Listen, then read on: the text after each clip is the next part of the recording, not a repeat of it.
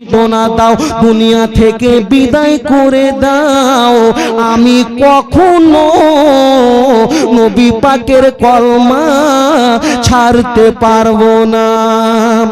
দিবানিসি কেন্দে কেন্দে হলাম পাগল পারা, কেউ জানে না কাঁদি কেন।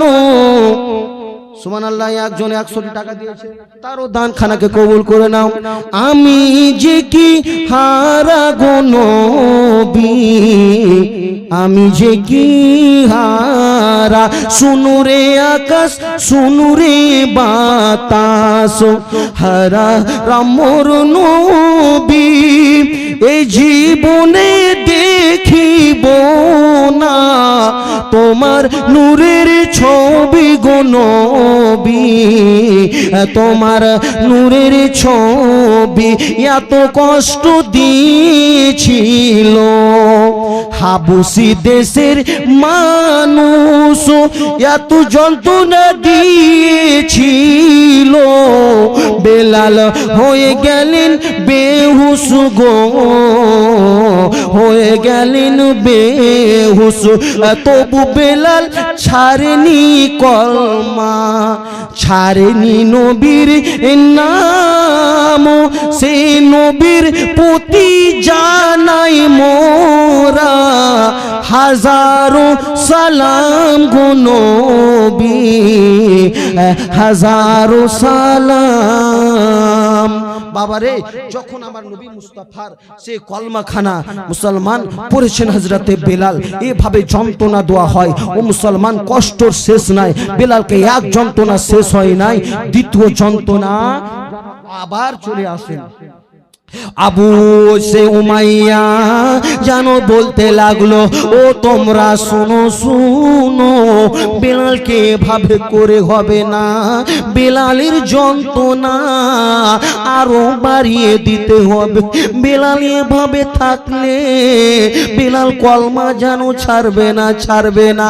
হায়রে মুসলমান বাবাজি বন্ধুগণ আমার, ওই জায়গাতে বেলালকে উমাইয়া বলতে লাগলো, একটা ঘরে বন্ধ করে দাও, ওই ঘরে কিছু খাওয়ার দাও না, ওই ঘরে কিছু পানি দাও না, ওই ঘরে কিছু খাওয়ার যদি না থাকে, ও মুসলমান যে ঘরে যেন পোকা মাকড় সাপ বিছু যেন বাস করতো রে, ওই ঘরে যেন বেলালকে যেন রাখা হলো।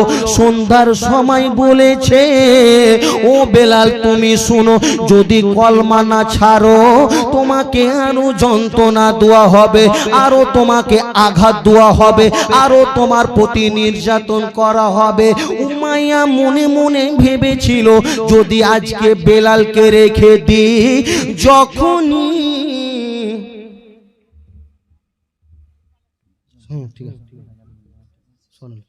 তো বেরাদার ইসলাম মুআজ্জাজ সামনে ইকরাম, তো হযরতে বেলাল আমার নবী মুস্তাফার যেন কলমা খানা পড়েছেন বাবা, দুনিয়ার কোনো মোল্লাকে ভয় করে নাই, আমার আল্লাহ তাআলাকে ভয় করেছেন। ও মুসলমান বাবাজি বন্ধুগণ আমার, আমাদেরকে সেই নবী পাক সাল্লাল্লাহু তাআলা আলাইহি সাল্লামকে আমাদেরকে মহব্বত করতে হবে, আমাদেরকে ভালোবাসতে হবে। ও বেরাদার, আসুন সেই মায়ের ব্যাপারে একটি আমি গজল পড়ে, সময় আমার শেষ, আমি আর আমার বক্তব্যকে আমি বাড়াবো না। বেরাদার ইসলাম, এখান থেকে আমার বক্তব্যকে ইতি করব। শুধু একটি গজল রিকোয়েস্ট করেছে কি পড়তে হবে হযরত আপনাকে একটি গজল। বেরাদার ইসলাম, মাকে যিনারা মহব্বত করেন একবার বলে দেন তো সুবহানাল্লাহ, আরো একবার বলে দেন সুবহানাল্লাহ। সুবহানাল্লাহ।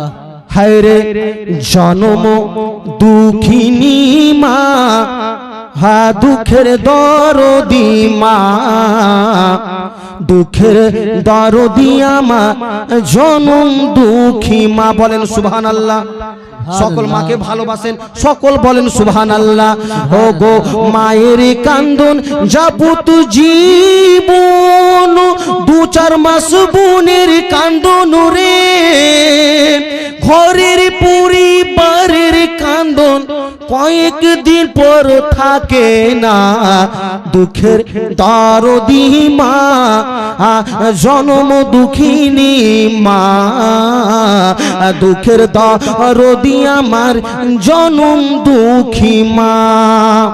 10 মাস 10 দিন ধরে গর্ভে দিচ্ছেন ঠাই, ও রক্ত মাংস খাইয়া মায়ের ভবে এলাম ভাই। ঠিক কি ঠিক না? ঠিক তো সকলে বলেন সুবহানাল্লাহ। 10 মাস 10 দিন ধরে গর্ভে দিচ্ছেন ঠাই, রক্ত মাংস খাইয়া মায়ের ভবে এলাম ভাই। ভূমিষ্ঠ হইয়া আমি উঠিলাম কান্দিয়া, হায়রে শান্ত করিল মায়ের বুকের দুধ দিয়া। আবার মায়েরও প্রসব কালে বুক ফেটে যাই নয়ন জলে রে, ও মা সন্তানের লইয়া কোলে ভুলে প্রসবের যন্ত্রণা। হায়রে দুঃখের দরদি মা, জনম দুঃখিনী মা, দুঃখের দরদি আমার জনম দুঃখী মা।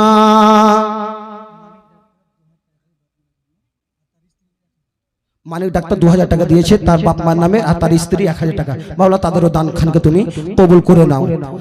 হো জন্ম দুঃখিনী মা, দুঃখের দরদি মা, দুঃখের দরদি আমার জনম দুঃখী মা। হাতে পায়ে তেল মাখা হয়, হায়রে দিল সত্য করি, সবাই ছোট খালে পেশাব পাখানা আমরা মায়ের কোলে করি। হায়রে অসুখ হলে দেখি চাইয়া, ও গো মা রইছে বিছানায় পয়রা গো, বলে আমায় আল্লাহ নাও গো লইয়া সন্তানের নিও না। দুঃখের দরদি মা, জনম দুঃখিনী মা, দুঃখের দরদি আমার জনম দুঃখী মা। শেষ ছন্দ রে বাবা, আর বাড়াবো না, শেষ ছন্দ শুনে নিন। বিদেশে বুঝোকে যদি ছেলে মারা যায়, গ্রামের লোকে না জানিলে আগে জানে মাই।